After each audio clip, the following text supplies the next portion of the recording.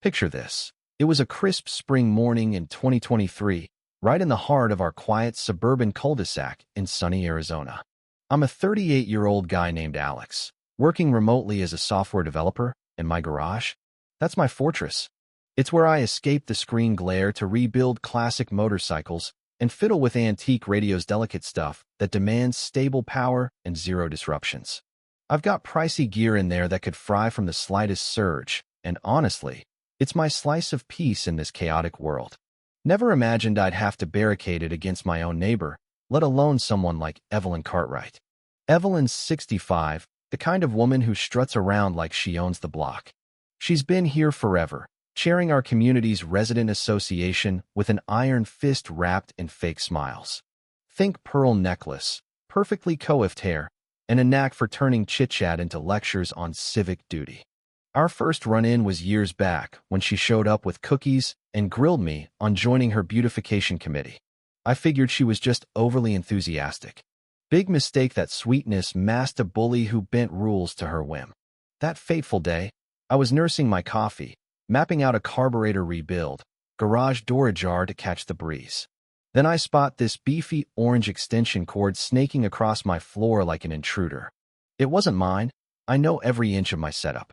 I trace it outside, and there it is, Evelyn's flashy red electric scooter, hooked up to my outdoor socket as if I ran a free-for-all charging hub.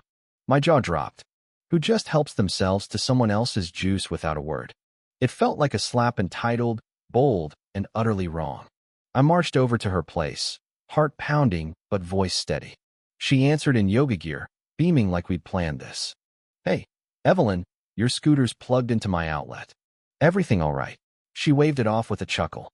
"Battery conked out mid-ride. Saw your door open, figured you'd understand. We're all in this together, right? I'm on the association board. I keep things neighborly." Her tone dripped with that superior vibe, like my property was community property. I pushed back gently.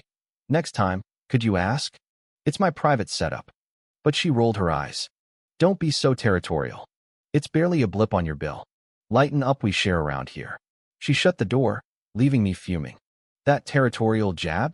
It stung, making me question if I was the jerk. But deep down, I knew. This was theft, plain and simple, and her board status gave her no pass. I tried the adult route, slapped a sturdy lock on the outlet box and a no unauthorized use sign. Added a discreet camera. 2-package thieves were rampant, so it doubled as security. Thought that'd end it. Wrong. 2 days later, during lunch, I checked the app. There she is, Evelyn, wielding massive wire cutters, slicing through my lock like butter. Methodical, unhurried. Then, she stares dead into the lens, smirks, winks, and sticks out her tongue like a defiant kid caught red-handed, but loving it. My blood boiled. This wasn't a slip-up, it was war declared. She plugs in, saunters off, and later I find a note. "Quit blocking communal resources. Your selfishness poisons our vibe. Step up." EC. The audacity. She'd vandalized my stuff, taunted me on video, and flipped the script to paint me as the villain. Shaken, I replayed that footage obsessively. Her calculated mockery screamed entitlement on steroids. Normal folks apologize, she escalated. I compiled it all: video, note, association bylaws on property respect, and emailed the board for mediation. Kept it cool, professional. 3 days of radio silence. Then bam. Their reply gut-punched me. "We've reviewed your claims and multiple counter-reports of your aggressive stance toward a pillar of our community. Evelyn's decade of service embodies the harmony we cherish. Your cameras and locks foster division. Rethink your approach or face review." Counter-reports? They'd twisted my defense into paranoia, her crimes into my hostility. She'd manipulated the system she controlled, turning victims into aggressors. Rage surged. Was this justice? I teetered on surrender, let her win, avoid the hassle. But no. Dad always said, backing down to bullies isn't peace, it's chains. Time to flip the game. I buried myself in association docs, bylaws, minutes, budgets. Tedious, but gold emerged. Evelyn cherry-picked rules to harass others while ignoring them herself. Then, jackpot in the utilities annex. Power systems require nightly shutdowns from 7 p.m. to 7 a.m. for safety checks and grid stability. Boilerplate, never enforced, but official. If she worshipped rules, I'd enforce this one with surgical precision. Bought a precision timer, heavy-duty cord, logbook. Practiced the drill.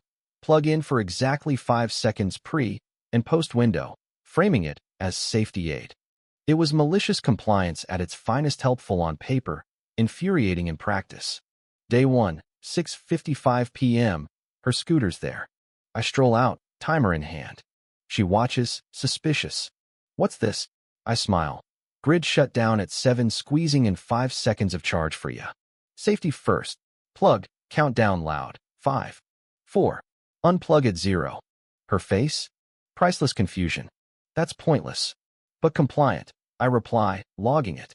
Morning repeat at 6:55 a.m. By day 3, she's livid. This is harassment. I beam, just boosting community safety per the regs. Neighbors peeked, whispered. My routine went viral in the group chat.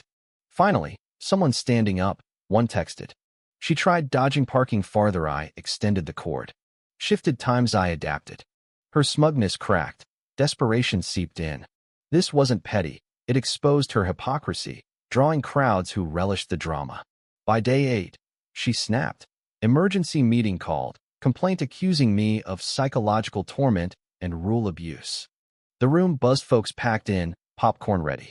She ranted theatrically. Photos of my setup, tales of my obsessive cruelty. Board nodded, primed to nail me. My turn. I cued the videos, her initial theft, the cutter taunt, that tongue-out defiance. Gasps rippled. Then the bomb. Financial digs revealed she'd siphoned funds for scooter fixes, billed as community upgrades. Thousands embezzled over years. She's not just stealing my power, she's robbing us all. Silence shattered into outrage. Votes flew. Evelyn ousted. Audit ordered. Amenities banned. Apology mandated. Her empire crumbled. She fled the room, shattered. The fallout? Our association transformed fair, transparent. Neighbors shared horror stories. Her fines for ugly lawns, cash shakedowns for approvals. My timer sparked a rebellion against silent suffering.